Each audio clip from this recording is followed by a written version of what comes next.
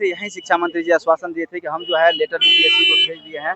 और जब पता किए बीपीएससी में तो लेटर कोई बीपीएससी को नहीं पहुंचा था। आपने 87,774 पोस्ट पे वैकेंसी निकालते हैं और आप ज्वाइन कराते हैं 35 से 40,000 स्टूडेंट को। तो आखिर आप ये डाटा दिखा करके क्या साबित करना चाहते हैं? इस तरह से नहीं करना चाहिए। एक्चुअल जो वैकेंसी आप निकालते हैं उसको फुलफिल कीजिए।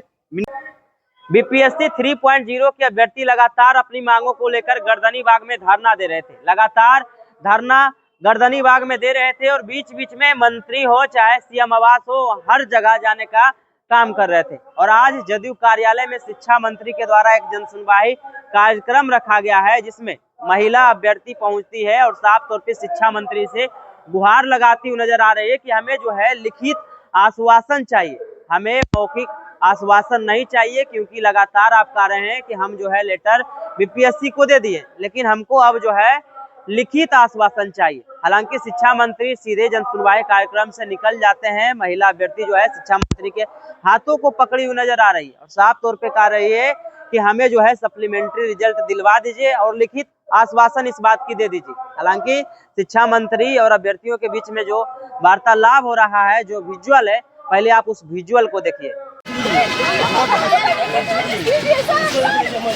सप्लीमेंट्री पे कुछ बोलिए सर।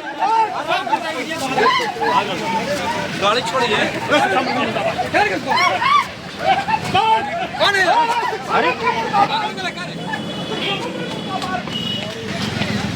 क्या तो आपने उस विजुअल को देखा। साफ तौर पे महिला अभ्यर्थी जो है साफ तौर पे कह रहे सप्लीमेंट्री रिजल्ट बीपीएससी 3.0 के जो है वो दिलवा दीजिए और हमें लिखित आश्वासन इसका दे दीजिए। वहीं जब इन सवालों को लेकर बीपीएससी अभ्यर्थी से हम सवाल किए कि लगातार आप लोग सप्लीमेंट्री रिजल्ट की मांगों को लेकर धरना दे रहे हैं, शिक्षा मंत्री आश्वासन भी आप दे रहे हैं, तो उनके बातों पर आप लोग विश्वास क्यों नहीं कर रहे हैं?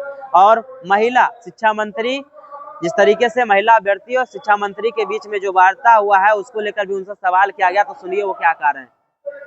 जन सुनवाई में आए थे आप लोग, एक तस्वीर भी वायरल हो रहा है, शिक्षा मंत्री का हाथ पकड़ी हुई लड़की दिख रही है, शिक्षा मंत्री गाड़ी नहीं रोकते हैं, क्या कहिएगा?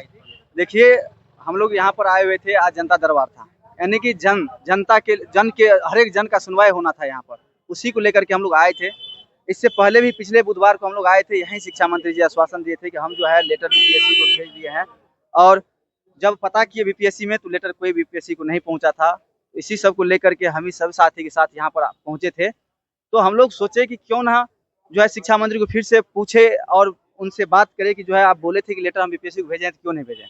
लेकिन इसी जब पूछने के लिए हम लोग पहुंचे हैं, उनके कुर्सी तक पहुंचे तो उठ करके चल दिए वहाँ से।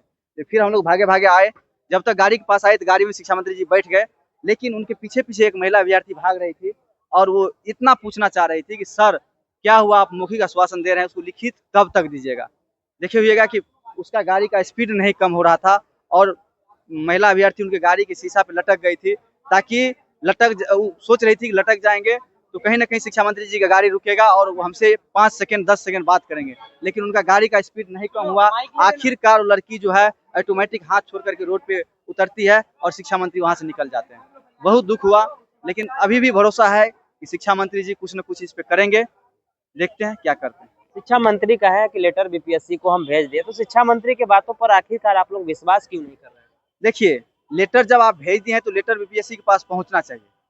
आप तो मौखिक बहुत बार बोल चुके हैं, तो बीपीएससी ऑफिस जाकर के हम लोगों ने पता किया, एक दिन नहीं, आज 7 दिन से वही काम कर रहे हैं हम लोग। लगातार बीपीएससी ऑफिस जाकर के सुबह शाम पता करते हैं क्या ऑफिस में कोई लेटर आया है, तो बीपीएससी ऑफिस में पता चलता है कि कोई लेटर शिक्षा विभाग से नहीं आया है। हम लोग भी गर्दनीबाग में आज जो है 80-85 दिन से बैठे हुए हैं, तो हम लोग भी हताश हो जाते हैं, निराश हो जाते हैं। आखिर हम लोग इतना दिन से बैठे हुए हैं, शिक्षा मंत्री जी आश्वासन देते हैं, तो आखिर क्यों नहीं हुआ? कहा तो जा रहा है कि 4 में जगह दे दिया जाएगा। 4 में क्यों बताइए? जब बड़े बड़े एग्जाम जब होता है यूपीएससी का, देखिए होइएगा, बीपीएससी जो भी अच्छा एग्जाम होता है वहाँ पर सप्लीमेंट्री रिजल्ट का प्रावधान है। हमारे टीआरई 1 में भी दिया गया था, टीआरई 2 में भी दिया गया था, लेकिन आप आखिर क्या ऐसा नौबत आ गया है कि टीआरई 3 में आप नहीं दीजिएगा सप्लीमेंट्री रिजल्ट?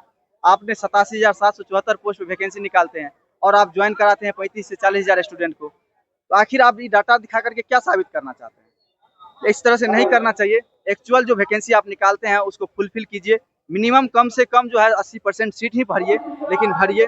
इसके लिए आपको जो निर्णय लेना पड़ेगा आपके पास सारा कानून व्यवस्था सब कुछ है, आपको कोई नया नहीं करना पड़ेगा। आपने सप्लीमेंट्री पहले दिया था और इसमें भी आपको देना चाहिए, इस पे भी आप विचार कीजिए। तो आपने अभ्यर्थियों को भी सुना। बाकी बात इस वीडियो के माध्यम से अपनी प्रतिक्रिया जरूर दें और ऐसे ही खबरों से रूबरू होने के लिए देखते रहिए आगाज फर्स्ट न्यूज।